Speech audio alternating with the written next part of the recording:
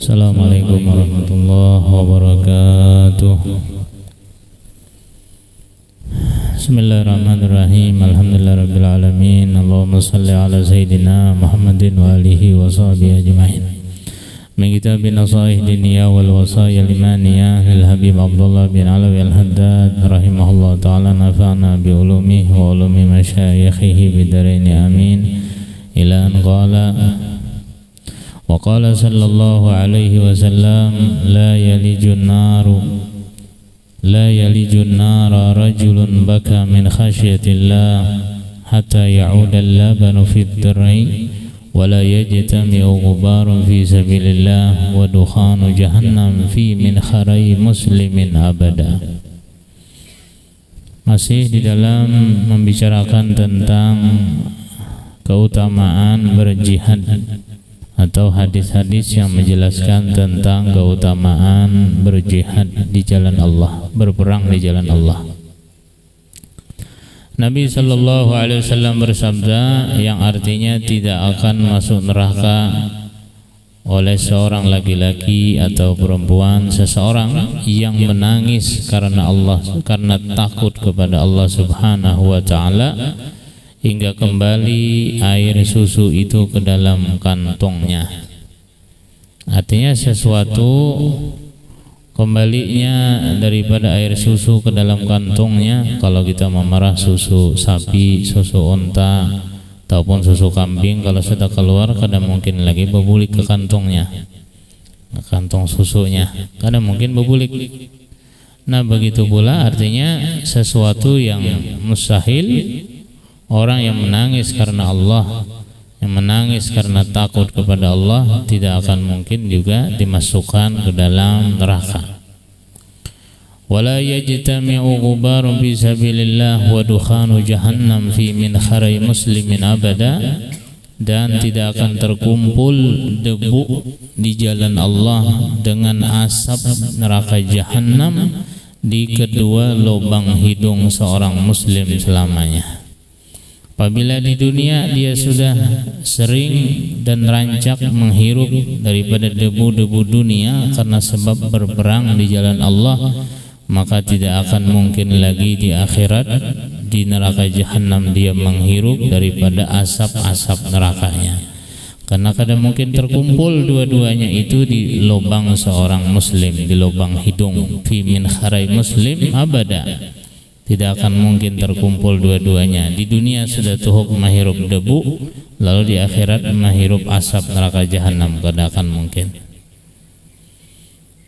Wa qala alaihi salatu wassalam, kullu ainin bakiyatun yawmal qiyamah illa ainan bakat min khasyatillah wa ainan batat tahrusu fi sabilillah. Nabi lagi bersabda, tiap-tiap mata nanti akan menangis di hari kiamat.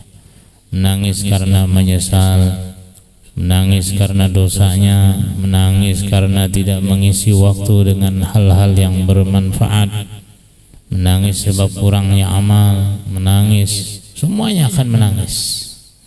Yang sudah pada inti, pada puncaknya beramal pun juga akan menangis. Karena Nabi bersabda tadi, kullu ainin baqiyah, semua orang menyesal. Nah cuma tinggal penyesalannya, ada yang banyak, ada yang sedikit lagi. Yang masuk surga pun masih menyesal juga. Kenapa tidak full aku gunakan waktu di waktu dunia, di waktu hidup di dunia untuk beribadah kepada Allah. Jadi tiap-tiap mata nanti akan menangis pada hari kiamat, kecuali mata yang menangis karena takut kepada Allah, kecuali mata yang menangis bakat min khasyatillah, karena takut kepada Allah. Mata yang menangis karena takut kepada Allah, dia akan meneteskan air mata, yang mana disebutkan dalam riwayat dam'at wajal asqal minal jabal, air mata yang keluar disebabkan takut kepada Allah itu kalau ditimbang lebih berat timbangannya daripada gunung, daripada jabal, asqal minal jabal. Nah sehingga maka usahakanlah mata kita ini untuk menangis. Fa illam tabku fatabakau. Jika engkau tidak mampu menangis dengan sebenarnya, maka usahakan, paksakan diri untuk menangis. Menyesali daripada dosa-dosa, takut kepada Allah Subhanahu wa taala, maka sesekali dalam sehari kita mesti ada kita sisihkan waktu kita untuk menyendiri dengan Allah Subhanahu wa taala, walau beberapa menit. Waktu yang paling bagus, yang paling pas untuk kita berdua-duaan dengan Allah, yang hanya ada kita dengan Allah, adalah waktu dini hari, waktu jam 4 atau jam setengah 4 subuh sebelum orang bangunan. Nah, itu hendaklah kita sisihkan waktu, kita gunakan waktu itu untuk berdua-duaan dengan Allah. Kita khayal diri kita, berapa banyak sudah nikmat yang kita terima, lalu berapa banyak yang kita gunakan untuk maksiat, sampai menangis kita. Nah, kalau kita mampu meneteskan air mata, menangis karena takut pada Allah, menangis karena banyaknya dosa, menangis karena menyesali kesalahan, itu air mata, air tangisan, air mata yang kita keluarkan, itu sebagian riwayat itu air matanya itu bisa memadamkan api neraka jahanam. Nah, bisa memadamkan api neraka jahanam. Itu demikian. Jadi yang pertama adalah ainam bakat min khasyatillah. Sangat jarang sekarang ini orang yang menangis takut karena Allah. Maka itu usahakan diri kita, paksakan diri kita agar pernah kita menangis karena takut kepada Allah. Itu tidak akan menyesal nanti di hari kiamat. Orang yang sering menangis karena takut kepada Allah. Wa ainam batat tahrusu fi sabilillah. Dan yang kedua adalah mata yang berjaga semalaman suntuk di jalan Allah. Mata yang berjaga di jalan Allah, yaitu si orang-orang yang menjaga di peperangan. Prajurit-prajurit lain tidur, dia yang menjaga, kada guring, menjaga orang-orang yang guring. Atau dia berjaga malam demi untuk salat tahajud misalnya, yang biasanya waktu itu waktu untuk tidur, dipaksakannya bangun. Tahrus fisabilillah. Mata yang berjaga di jalan Allah. Dalam riwayat lain disebutkan lagi ada mata juga yang tidak menangis hari kiamat, adalah mata yang dia tahan daripada memandang yang haram. Mata yang tidak pernah ia gunakan melihat yang haram, itu mata tidak akan menangis hari kiamat. Itu mata-mata, seluruh mata menangis pada hari kiamat, kecuali mata yang menangis karena Allah di dunia, menangis karena takut pada Allah, dan mata yang berjaga malam di jalan Allah, dan kemudian mata yang ia pelihara tidak melihat yang haram. Itu mata tidak akan menangis nantinya. Wa qala alaihi salatu wassalam, man rumiya bisahmin fi sabilillah kana lahu ka'idli muharrarin. Barang siapa yang melepaskan anak panah di jalan Allah, maka baginya mendapatkan pahala seperti membebaskan seorang budak. Kalau dia melempar anak panahnya di jalan Allah, fisabilillah, dia berperang lalu memanahkan daripada anak panahnya dengan musurnya, dia lepas satu anak panah, pahalanya seperti membebaskan seorang budak. Pahalanya besar. Wa qala sallallahu alaihi wasallam, man ihtabasa farasan fi sabilillah imanan billah wa tasdiqan biwa'dihi fa inna syab'ahu wa rayyahu wa rawsahu wa baulahu fi mizanihi yaumal qiyamah, yani hasanat. Nabi sallallahu alaihi wasallam lagi bersabda, siapa memelihara, barang siapa memelihara seekor kuda di jalan Allah dengan dia percaya dengan Allah dan membenarkan janji Allah, maka sesungguhnya kenyangnya itu kuda, puasnya minum itu kuda, dan kotoran itu kuda, kencing itu kuda. Semuanya itu berada di dalam catatan kebaikannya, semuanya itu berada di dalam timbangan amalnya di hari kiamatnya, ini kebaikannya. Maksudnya kalau orang mengingun kuda kemudian diniatkan nanti bilanya sudah ganal, sudah kuat, sudah perkasa, kuda ini akan kubawa berperang, atau aku pinjamkan atau aku berikan kepada prajurit-prajurit lain yang kada besi kuda, maka semua nang inya gawi di dalam mengganalakan maingun kuda tadi tidak ada yang sia-sia. Kenyangnya, kalau kudanya kenyang dimakaninya dapat pahalanya, kalau inya puas dahaganya imbah minumnya nyaman kudanya dapat pahalanya, inya behira kudanya dapat pahalanya, inya bekami dapat pahala. Si tukang ingun tadi karena diniatkannya untuk berperang di jalan Allah. Nah, itu memelihara kuda, mengingun kuda. Walin nafaqati fi sabilillah wa i'anatil ghuzati fadlun wa thawabun azimun, dan memberikan nafkah di jalan Allah, menolong orang-orang yang berjihad di jalan Allah, para orang-orang prajurit yang berperang itu mempunyai keutamaan dan pahala yang sangat besar. Qala sallallahu alaihi wasallam, man jahaza ghaziyan fi sabilillah faqad ghaza. Barang siapa memberi perlengkapan kepada seorang prajurit di jalan Allah, maka sungguh dia dinilai orang yang berperang. Dia tidak ikut berperang, namun menyediakan peralatan untuk prajurit yang berperang. Nya kada umpat perang, tapi nya menyumbang kuda dengan pelananya, menyumbang pedang, menyumbang baju besi, menyumbang alat-alat peperangan lainnya, maka inya nang menyumbang tadi dapat pahala juga. Jahaza ghazian, dapat pahala. Begitu pula contohnya kita juga, kita memang tidak sekolah pesantren, kita memang tidak masuk pesantren, namun mengungkusi anak yang sekolah pesantren, dapat pahalanya juga sekolah pesantren kita.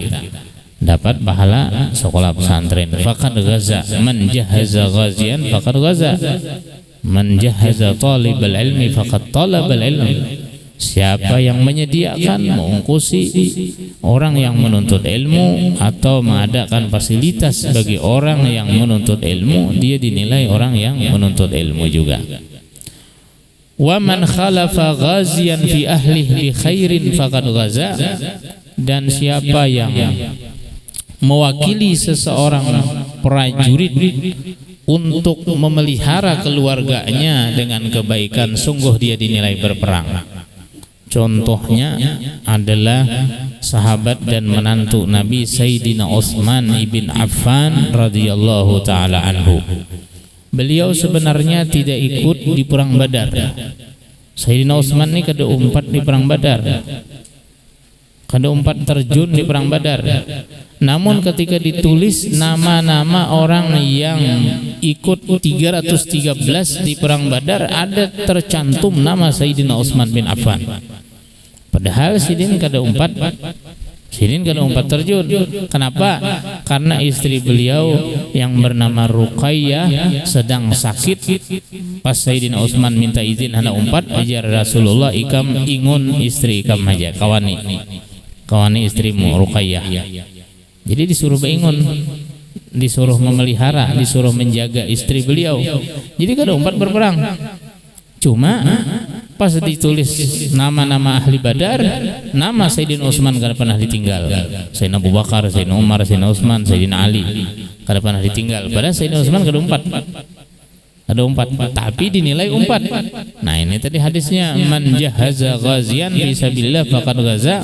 Sambungannya, wa man khalafa ghaziyan fi ahlihi bi khairin faqad ghaza. Bahasanya, apabila ditugaskan oleh pemimpin untuk mengurusi di kampung aja begana, itu hukumnya juga berperang juga.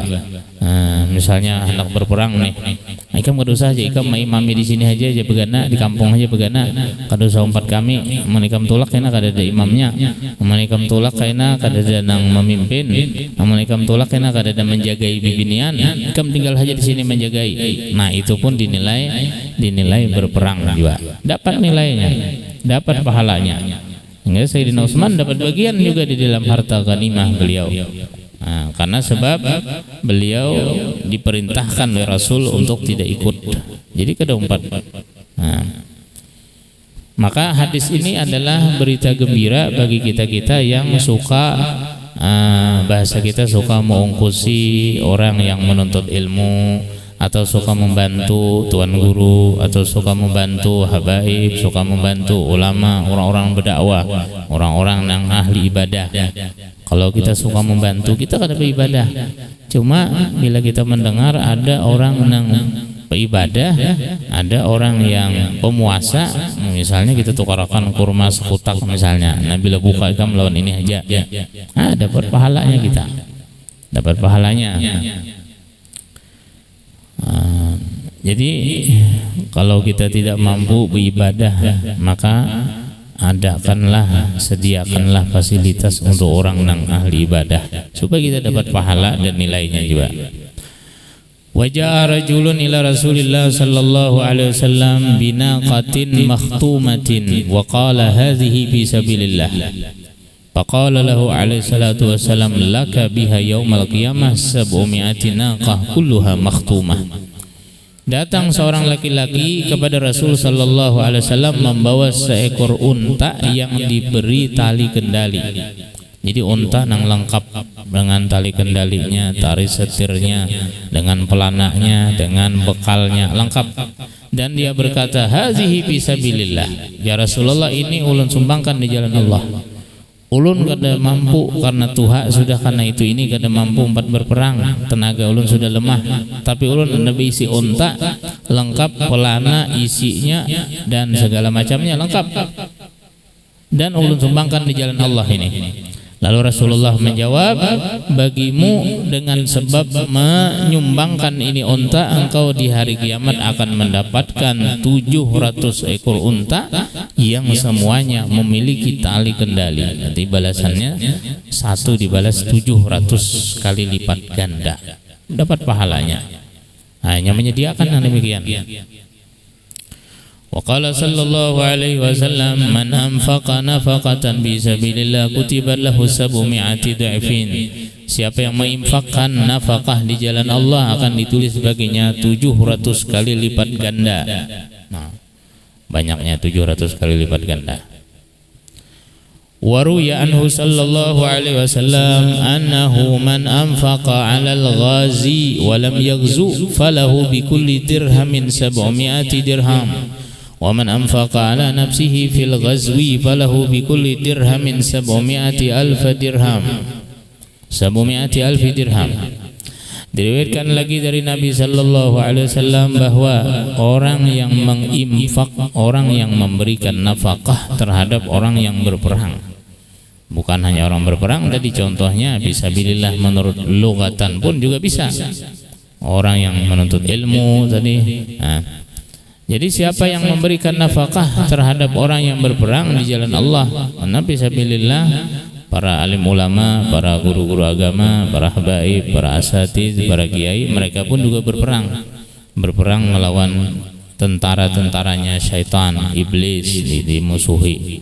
Kita nih sedang berperang melawan iblis, melawan syaitan, melawan tentaranya Dajjal.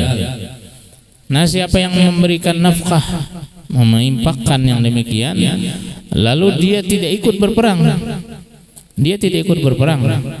maka dia akan mendapatkan, kalau dia memberikan nafkah 1 dirham, dia akan dibalas 700 dirham. 700 dirham balasannya. 1 dirham jadi 700 kali lipat ganda dibalas. Wa man anfaqa ala nafsihi fil ghazwi falahu bi kulli dirhamin 700,000 dirham. Dan siapa yang menginfakkan itu terhadap dirinya dalam peperangan, dia mendapatkan tiap-tiap dirham sebanyak 700.000 dirham. Kalau inyanya seorang yang terjun berperang, inyanya seorang, lalu dia juga menginfakkan dua-duanya nih, itu maksud berjihad dengan diri dan hartanya. Jahidul musyrikin bi amwalikum wa anfusikum. Nah, artinya berjihadlah, lawanlah orang-orang musyrik dengan diri dan harta kalian, dengan harta dan diri kalian. Kalau dua-duanya dapatnya 700.000 daripada kalipatan uang 1 dirham yang ia sumbangkan. Tapi kalau hanya membuat duit dapat 700 dirham aja, 700 dirham. Tapi kalau dia nang membuat duit, inyanya langsung berperang, dia terjun, dapat 700.000. Oh, ribunya beda. Kalau yang 700 saja, tapi kalau dianya langsung terjun 700.000 kalipatannya. Nah, 700.000. Jadi begitu besarnya pahala dan kalipatan orang-orang yang membantu agamanya Allah, orang-orang yang membantu orang-orang yang menghidupkan agamanya Allah. Karena ketika seseorang yang membantu, misalnya kadang-kadang ada sebagian orang nih berpikir bahwa yang paling afdal dibantu itu adalah masjid, yang paling afdal dibantu itu adalah langgar. Tapi kadang-kadang orang itu melupakan orang yang mengurusi masjid dan mengurusi langgarnya. Kadang-kadang dilupakan. Dikira nang abdal masjid itu biar kada dibantu, kada mau mati kelaparannya. Amun nang tukang bersihi kada dibantu, mau mati kelaparan, nang kada berduit, kada dan dimakan. Jadi abdal manusianya dibantu pada masjidnya. Abdal tukang urus masjidnya dibantu pada masjidnya. Abdal tukang urus langgarnya dibantu pada langgarnya. Kadang-kadang ketika ada kotak amal dua, ini sagan kaum, ini sagan masjid ya. Karena tapi hendaknya memberi sagan kaum, sagan masjid saja dibuat duitnya, nah dikira itu nang abdal. Padahal nang abdal si tukang urusnya ini, tukang urus masjidnya. Nah, kita aja membangun masjid, membangun langgar susah. Tapi yang lebih susah lagi adalah membangun dan mencetak orang-orang yang mau mengisi masjid dan mengisi langgar itu. Nah, di mana pembangunannya, di mana percetakannya? Ya di pondok-pondok pesantren ini. Artinya menggodok, mendidik orang-orang yang pacang mengisi masjid, mengisi langgar. Misalnya langgar masjid harap misalnya, tapi nang sembahyang ada sampai sesap misalnya. Atau banyak tihangnya pada orangnya misalnya, nang sembahyang ada apa-apa, harap masjid tapi kada bisi. Jadi yang lebih utama juga kadang-kadang orang melupakan. Jadi yang perlu diperhatikan juga adalah orang-orang yang memperjuangkan untuk mengisi masjid tadi. Itu yang diperhatikan ekonominya, itu yang perlu diperhatikan untuk dibantu. Kadang-kadang masjidnya aja, kadang-kadang langgarnya aja, tapi orangnya macam juga pesantren ini, kadang-kadang pesantrennya aja, tapi ekonomi gurunya akan diperhatikan. Nah, ini yang lebih bagus, yang lebih orangnya, manusianya. Karena kalau dalam urusan kebaikan, artinya kehebatan manusia nih, manusia itu lebih afdal daripada Ka'bah. Lebih hati kita ini punya hati, punya sanubari itu lebih mulia, lebih abdal daripada Ka'bah. Artinya bahwa menyakiti hati manusia ya. Kalau orang menghancurkan Ka'bah ya berkeping-keping. Riwayat Sayyidina Abdullah bin Umar. Nah, jika ada orang menghancurkan Ka'bah berkeping-keping, itu lebih ringan dosanya daripada menyakiti hati manusia ya. Daripada menyakiti hati manusia. Menghancurkan Ka'bah berkeping-keping lebih ringan dosanya dari menyakiti hati manusia. Berarti lebih mulia manusia daripada Ka'bah. Lebih mulia manusia daripada Ka'bah berarti. Nah, maka itu perhatikan juga orang-orang yang berjuang di jalan Allah ini. Kadang-kadang kalau urusan membangun majelis taklim, membangun pondok pesantren, kadang bertakar, kadang menyumbang. Tapi jarang orang menukarkan tuan guru motor misalnya, menukarkan tuan guru sepeda motor misalnya untuk fasilitas dakwah. Nah ini jarang kita dapati, jarang terjadi. Karena mengira untuk menukarkan segan pribadi sidin saja, padahal dipakai segan dakwah, segan ceramah, segan menyampaikan ilmu agama. Nah itu kadang-kadang terlupakan. Maka di sini Nabi sangat jelas, man anfaqa 'alal ghazi wa lam yaghzu falahu bi kulli dirhamin 700 dirham wa man anfaqa 'alan nafsi fil ghazwi falahu bi kulli dirham 700 alf dirham. Walir ribat fi sabilillah fadlun azim. Dan orang yang menjaga perbatasan di jalan Allah itu punya keutamaan yang sangat besar. Qala alaihi salatu wassalam, Nabi kita bersabda, ribatu yaumin fi sabilillah afdalu min alfi yaumin fima siwahu minal manazil. Menjaga perbatasan satu hari di jalan Allah itu lebih afdal daripada 1000 hari di tempat-tempat lainnya. Artinya menjaga benteng, menjaga perbatasan di dalam peperangan itu ribatu yaumin fisabilillah afdal min alfi yaum bima siwahu minal manazil. Kalau orang jaga, karena taruhannya nyawa, taruhannya mati, taruhannya hilang nyawa. Itu orang berjalan di jalan Allah itu kan orang yang berperang fisabilillah itu artinya menyumbangkan nyawanya kepada Allah. Makanya pahalanya sangat besar, sangat ganal. Wa warada anna man mata murabitan ujri alaihi ajruhu wa rizquhu ila yaumil qiyamah wa amina min fitnatil qabr. Mendatang hadis juga diriwayatkan bahwa orang yang mati dalam keadaan berjaga di jalan Allah akan dialirkan atasnya pahala dan rezekinya sampai hari kiamat, dan diamankan dia daripada siksa kubur. Diamankan dia daripada siksa kubur. Orang yang berjaga di jalan Allah, menjaga benteng-benteng Allah di dalam peperangan itu, mereka-mereka yang berjaga di jalan Allah, mereka-mereka itu yang akan mendapatkan pahala yang sangat besar, yaitu terus mengalir pahalanya sampai hari kiamat dan aman daripada siksa kubur. Nah ini keutamaan-keutamaan sebagian hadis-hadis Nabi yang menjelaskan tentang keutamaan-keutamaan berjihad dan menyumbang harta di dalam jihad fisabilillah itu. Tetapi dalam riwayat lain disebutkan ada juga yuzanu midadul ulama bidammi syuhada, para jaha midadul ulama, ditimbang nanti hari kiamat darah orang mati syahid dengan tintahnya para ulama. Maksudnya perjuangan nih, sama-sama berjuang. Kalau orang yang berjihad di jalan Allah itu melawan kaum kufar, kalau ulama ini mau melawan daripada iblis, syaitan dan anak buah Dajjal, itu ditimbang aja perjuangan mereka, darah orang mati syahid dengan tintahnya ulama, maka menang tintahnya ulama ya.